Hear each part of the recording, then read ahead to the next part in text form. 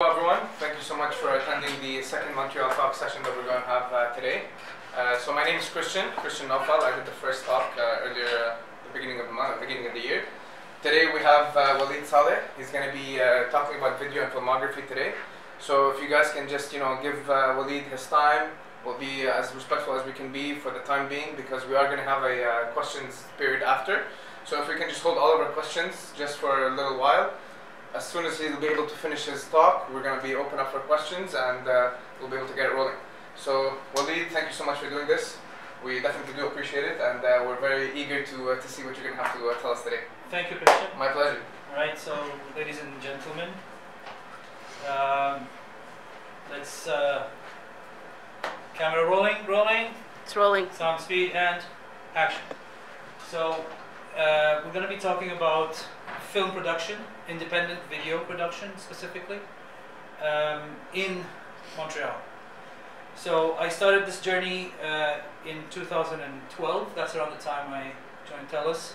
That's when I got access to TELUS money, and that's when I was able to buy gear. So the title of the presentation is Making It Big in the Independent Video Production Industry right here in Montreal. So some of you were expecting that we would be talking about photography, but guess what? Photography is an integral part of video. In fact, photography, the term photography is very dear and very close to the hearts of all filmmakers. So I'm going to make this as interactive as possible. Who knows what photography means? Okay, so it's taking pictures. Okay, so it's a Greek term. Taking, editing. Photography. Graphy means drawing, and obviously photo means light. So photography means drawing with light, or painting with light, to be very specific. Okay. But the thing about videography is that it's not just photos; it's moving pictures. Right. So we'll talk a little bit about what makes something cinematic, what makes something less cinematic. So why Montreal? Montreal is the most elegant city in all of Canada. That's what it is described by some travelers. And especially the Old Port area. It's the dreamland for all videographers. Because you can dress it up as 1863 or 1945, or do whatever you want with it. It's so cinematic, so beautiful. So, what is the film look? And why do we still use the word film? Although now we know very well that most cameras that we have access to do not use film. So it's just that, okay, if anybody can answer that, why do you still call it film? Yeah. Keep it authentic, I guess. Exactly, keeping it real. So film is basically when it all started, it was about 200 years ago when the first picture was taken, all right?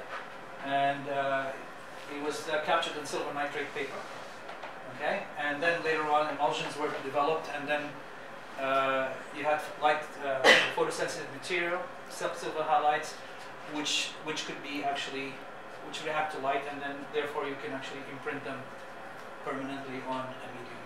So, and then after that, they discovered that they can move pictures, or they can play multiple frames and give you the illusion of motion. So the term stuck.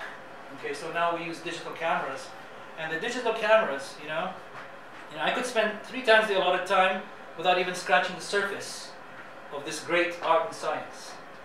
So cameras these days are 16 times better than they were 10 years ago. Consumer cameras today are more capable than a $100,000 film camera, cinema camera that is used in the current functional cinema camera that you can find now. So why, the image quality is staggering. It's amazing. So why can't we use our iPhones and use our DSLRs to produce something cinematic? Or is it possible? The answer is yes, it's possible. You don't need such an expensive camera. You don't need such a high frame rate. You don't need high resolution, because the image that we're after is something creamy and dreamy. Okay, you want something that emulates the magic of the 70s and 80s.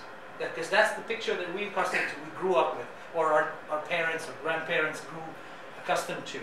Okay, so that's what our eyes perceive as natural. So that's why we try to produce everything in 24 frames per second.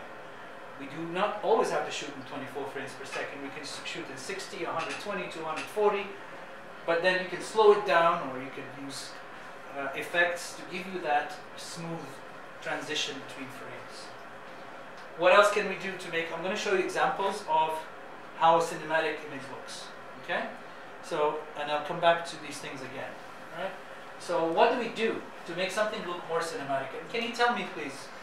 Can you guess which one is the cinematic one and which one is not the cinematic one? Cinematic's on the left, I guess. Okay. Water. Why? It looks more alive. Exactly. So this is what we do. We shoot in something called a flat profile. Okay? So that we can preserve the highlights and the shadows. So now when we process this image, okay, we can kick it up without getting noise, and then we can want to control the noise, and we add something called grain. So you can see it over here. So what grain is, basically you get a blank 35 frame and you scan it with a drum scanner, and then you digitize it and you overlay it on your image, and then you get grain, and that gives you those spots, you know, the film grain. And the finer the grain, okay, you see fine grain is let's say modern, that you could use coarse grain, it'll look retro.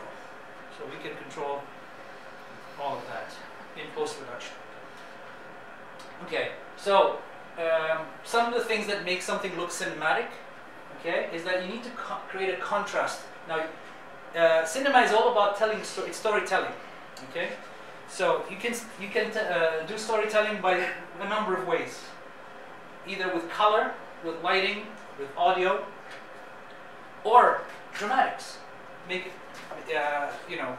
make the action dramatic and exaggerate it. Then it kind of like registers better.